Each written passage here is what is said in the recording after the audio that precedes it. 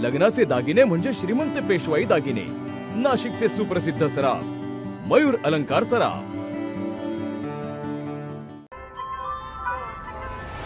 ताज्या बातम्यांसाठी नाशिक न्यूजच्या YouTube चॅनलला सबस्क्राईब करा आणि बेल आयकॉनला प्रेस करा। मुंबई आग्रा महामार्गावर गरवारेजवळ भीषण अपघाताची घटना घडली आहे। दुचाकी घसरून चालक रस्त्यावर कोसळला आणि त्याच वेळी वाहनाचं चाक डोक्यावरून गेल्यानं त्याचा जागीच दुर्दैवी मृत्यू झालाय।